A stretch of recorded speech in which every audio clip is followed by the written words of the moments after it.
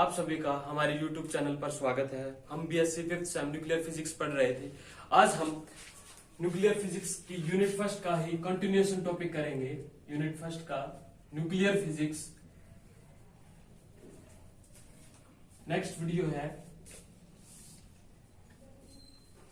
Previous video में हमने पढ़ा था प्रोटॉन न्यूट्रॉन हाइपोथेसिस। आज हम पढ़ेंगे न्यूक्लियर प्रॉपर्टीज। फर्स्ट प्रॉपर्टी क्या है nuclear property? Nuclear charge. Nuclear charge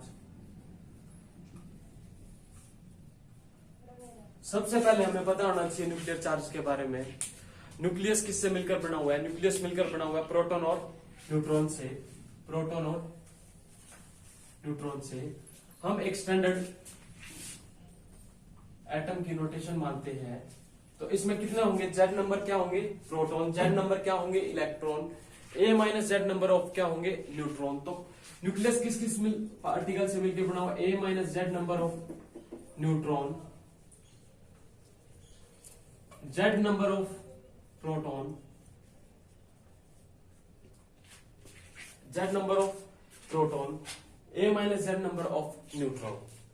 अब हमें चार्ज निकालना है। तो सपोज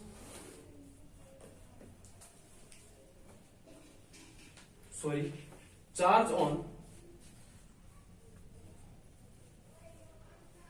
प्रोटॉन हमें पता है प्लस ई। तो charge on Z number of proton पे कितना होगा? जेड नंबर ऑफ प्रोटॉन पर,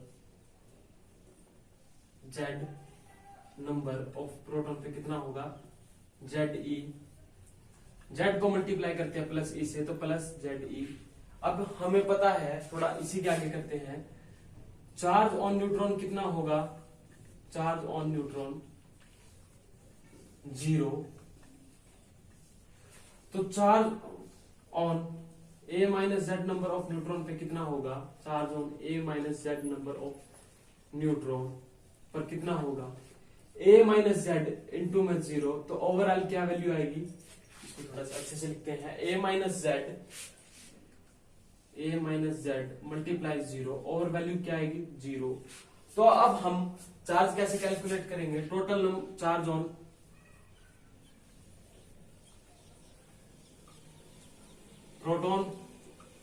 प्रोटॉन्स और total charge on neutron. Total charge अभी हमने पढ़ा, न्यूट्रॉन पे कितना है? 0। और प्रोटॉन पर कितना होगा? Plus Z e. तो चार्ज ऑन न्यूक्लियस कितना होगा? Charge on nucleus plus Z e. देखिए दोबारा देखते हैं। न्यूक्लियर चार्ज का मतलब न्यूक्लियस पर कितना चार्ज होगा। हमें पता है न्यूक्लियस किस किस एलिमेंट्री पार्टिकल से मिलकर बना हुआ है? प्रोटॉन और न्यूट्रॉन। अब फिर उसके बाद हमने क्या किया? एक स्टैंडर्ड नोटेशन या रिप्रेजेंटेशन किया। जेड नंबर ऑफ क्या होंगे? उसमें प्रोटॉन होंगे। ए माइनस जेड नंबर ऑफ क्या होंगे? न्यूट्रॉन होंगे। हमें पता है, हमने सपोज किया कि एक प्रोटॉन पर चार्ज है प्लस ई। तो जेड नंबर ऑफ प्रोटॉन पर कितना चार्ज होगा? प्लस जेड ई। फिर हमने देखा कि चार्ज ऑन न्यूट्रॉन क्या है? 0 है। तो A minus Z number of neutron पे चार्ज कितना होगा टोटल? इसको मल्टीप्लाई करेंगे 0 से, तो 0 आया। फिर हमें पता है कि न्यूक्लियस किससे मिलकर बना हुआ है? प्रोटॉन और न्यूट्रॉन पर, प्रोटॉन और न्यूट्रॉन से। और प्रोटॉन पर चार्ज कितना है? टोटल प्लस जेड ई। और टोटल चार्ज ऑन न्यूट्रॉन कितना है? ई 0। ये क्या टोटल चार्ज ऑन न्यूक्लियस क्या आ गया? Plus Z e. तो टोटल चार्ज ऑन न्यूक्लियस आ गया प्लस जेड ई। अब हम पढ़ेंगे size of nucleus. Second property क्या डिस्कस करेंगे? Size of nucleus.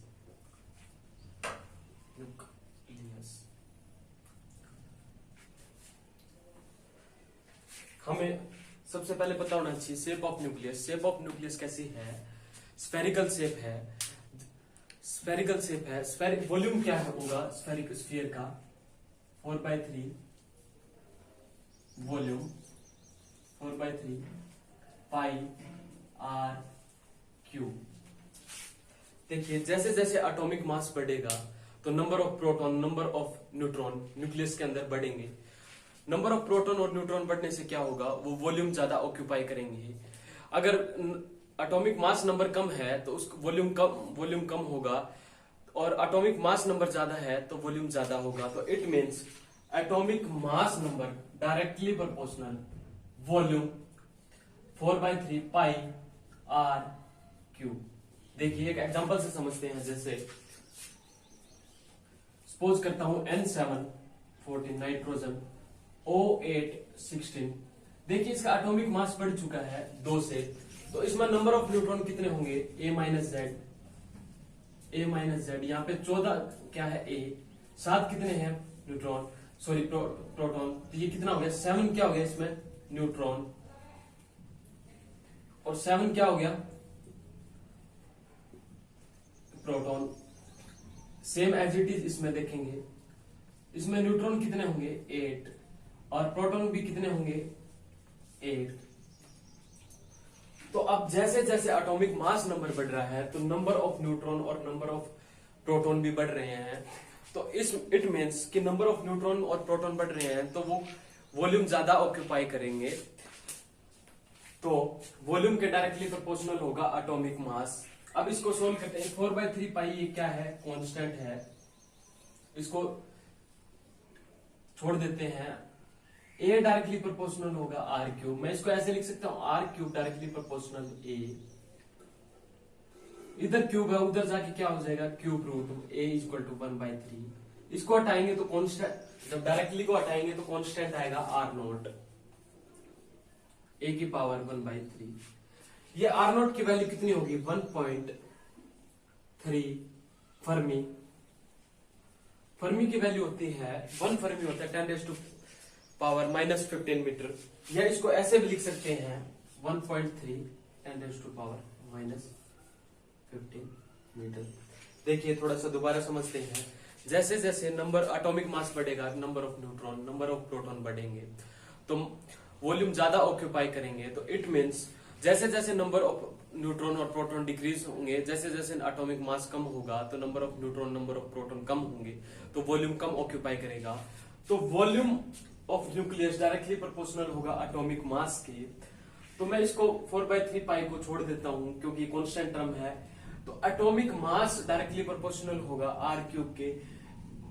फिर मैंने क्या किया, आर क्यूब इधर कर दिया और डायरेक्टली प्रोपोर्शनल टू ए कर दिया। आर इधर क्यूब है, उधर जाके क्यूब रूट हो जाएगा। तो r directly proportional atomic mass की पावर 1/3। फिर डायरेक्टली प्रोपोर्शनल को हटाएंगे तो कांस्टेंट आएगा R naught. R is equal to R naught A की पावर 1/3। आर नोट की वैल्यू क्या है 1.3 फर्मी या 1.3 10⁻⁻15। अब हम इसी पर बेस न्यूमेरिकल करते हैं। इसी के बेस पे साइज ऑफ न्यूक्लियस के बेस पे कुछ न्यूमेरिकल करते हैं ताकि अच्छे से समझ आ जाए।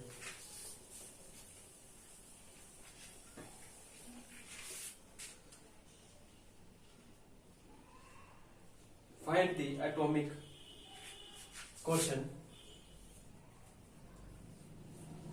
Find the radius ratio. Find the radius ratio whose atomic mass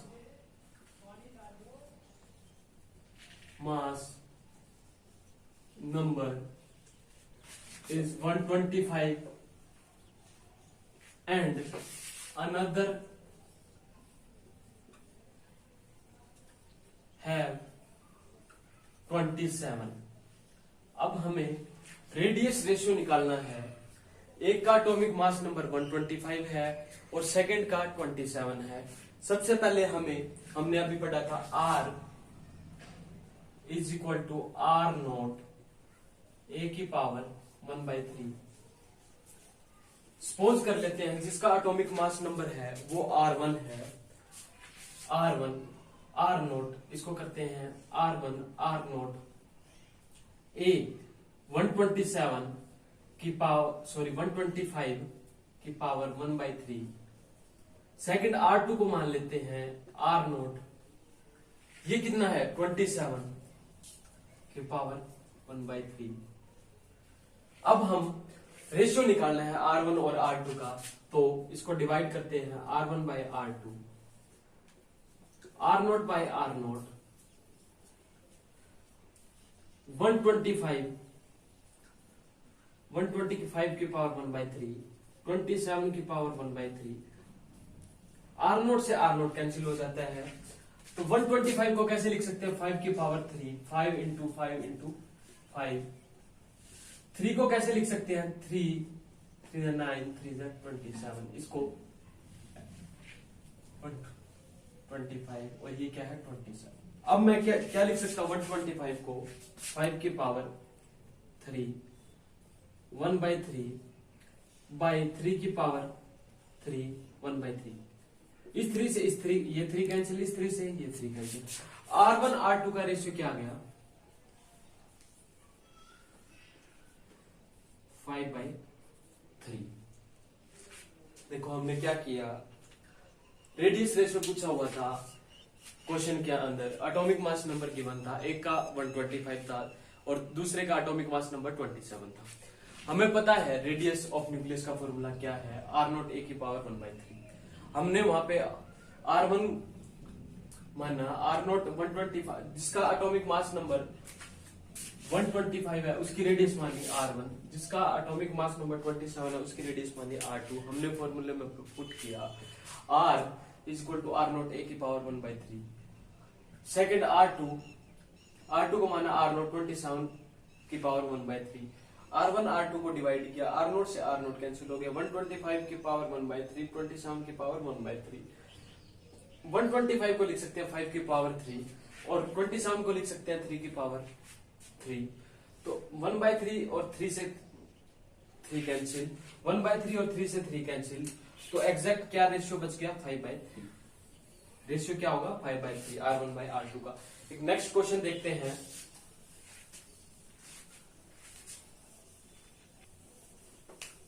अब नेक्स्ट क्वेश्चन डिस्कस करते हैं। अभी हमने क्या निकाला रेडियस रेशियो निकाला, अब हमें रेडियस गिवन होगी और एटॉमिक मास नंबर निकालना है। Question calculate the atomic mass number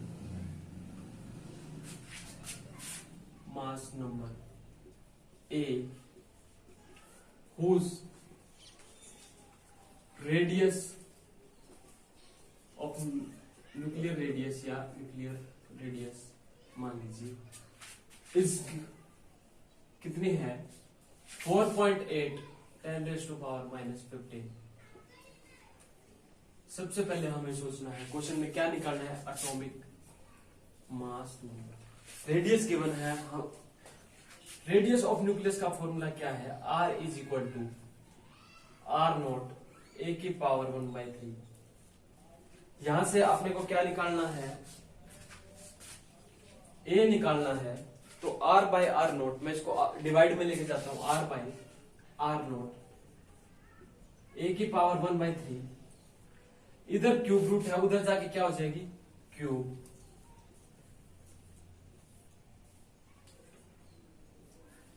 R0 पता है हमें कांस्टेंट है, उसकी वैल्यू कितनी होगी R0 is a constant value कितनी होगी इसकी 1.3 10⁻⁻15। अब यहां वैल्यू पुट करते हैं। R की वैल्यू गिवन है हमें क्वेश्चन के अंदर, R की वैल्यू कितनी गिवन है 4.8 10⁻⁻15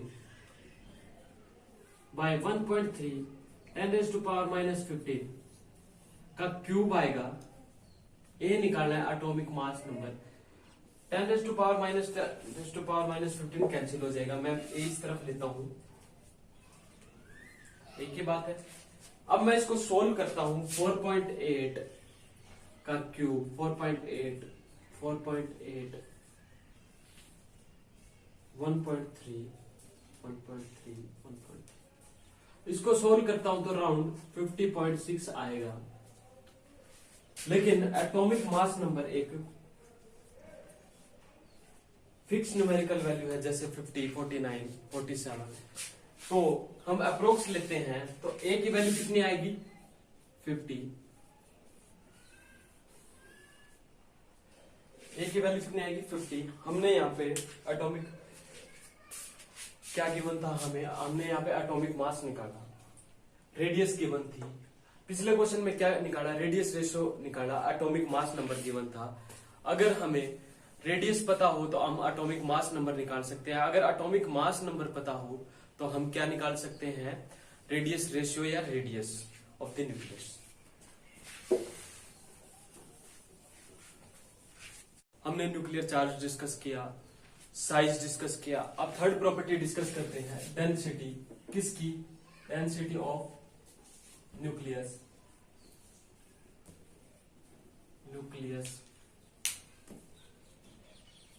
डेंसिटी ऑफ न्यूक्लियस के बारे में डिस्कस करते हैं।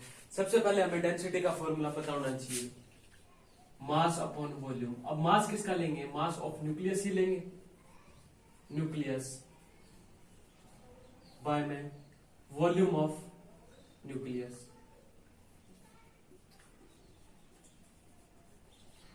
हमें पता है total number of nucleons. Nucleons सबसे पहले हमें ये पता होना चाहिए, न्यूक्लियॉन्स किसको बोलते हैं, proton plus neutron, collectively called,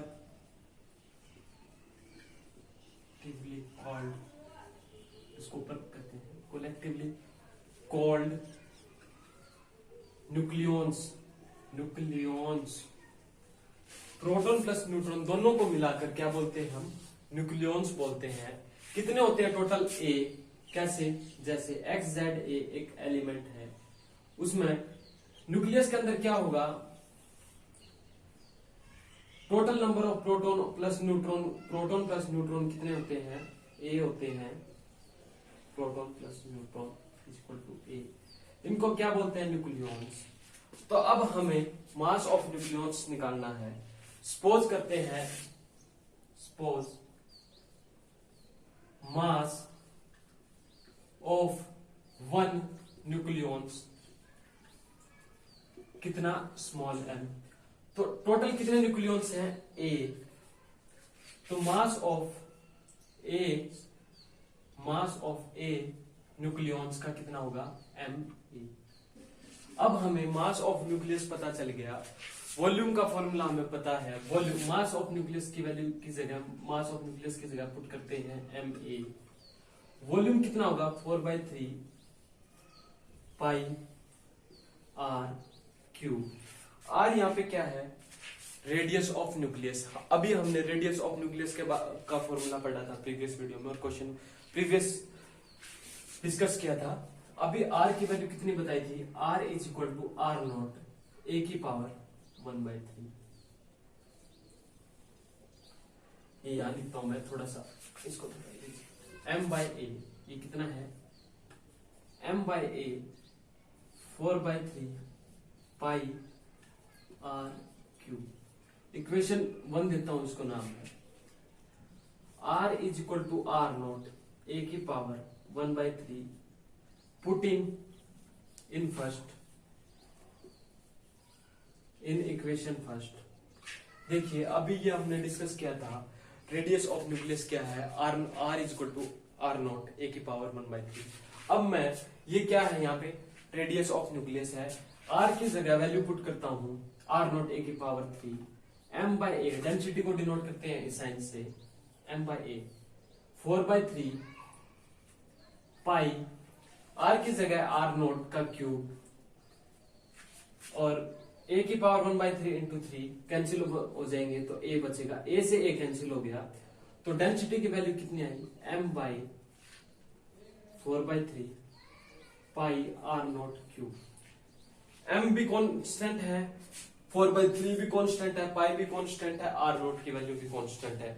it means density of nucleus क्या रहेगी, कांस्टेंट रहेगी। उसकी वैल्यू अभी वैल्यू पुट करते हैं, m is equal to 1.6 10⁻⁻27 kg, 4/3 3.14, और r0 की वैल्यू पुट करते हैं 1.3 10⁻⁻15 क्यूब। अब इसको सोल्व करते हैं तो अप्रोक्स वैल्यू आएगी 2.92 10 की पावर 17 केजी मीटर। देखो दोबारा देखते हैं, डेंसिटी ऑफ न्यूक्लियस निकालना है। डेंसिटी का फॉर्मूला होता है mass of nucleus by volume of nucleus. अब हमें सबसे पहले total mass of nucleus calculate करना है। टोटल मास ऑफ न्यूक्लियस कैसे करेंगे, ए नंबर ऑफ उसके अंदर क्या है, न्यूक्लियॉन्स है, एक का मास m है, तो टोटल मास कितना होगा m इंटू ए। तो m में टोटल क्या हो जाएगा, उसका मास हो जाएगा। वॉल्यूम ऑफ द न्यूक्लियस कैसे निकालेंगे, वॉल्यूम क्या होता है स्फेरिकल का 4/3 पाई आर क्यूब। हमें पता है r की वैल्यू, r क्या है रेडियस ऑफ न्यूक्लियस, r की वैल्यू कितनी है, r is equal to r naught a की पावर 1/3। फिर हमने क्या किया, r की जगह वैल्यू पुट करने के बाद क्या किया, 4/3 पाई r नॉट a आ चुका है, ये सोल्व करने के बाद डेंसिटी का फॉर्मूला क्या है, m 4/3 pi r not cube. r not क्या है, कांस्टेंट वैल्यू है, m भी कांस्टेंट है, पाई भी कांस्टेंट है। पूरे को सोल्व किया तो 2.92 10⁻17 केजी मीटर क्यूबिक। इसका मतलब क्या है, डेंसिटी ऑफ न्यूक्लियस क्या है, कांस्टेंट है। ये एटॉमिक मास पर डिपेंड नहीं करती, एटॉमिक मास बढ़े या घटे डेंसिटी क्या रहेगी, कांस्टेंट रहेगी एटॉमिक मास ऑफ न्यूक्लियस की। अब हम क्या कंक्लूजन निकला,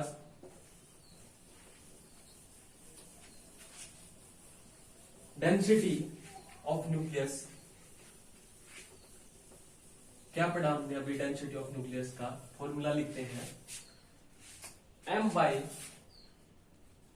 4/3 पाई r नॉट कितनी आई 2.92 10 की पावर 17 केजी मीटर क्यूबिक, इतनी आई। अब हमने इस फॉर्म, डेंसिटी किस चीज पर डिपेंड नहीं कर रही, डेंसिटी इज इंडिपेंडेंट मतलब डिपेंड नहीं करती, independent upon the atomic mass number.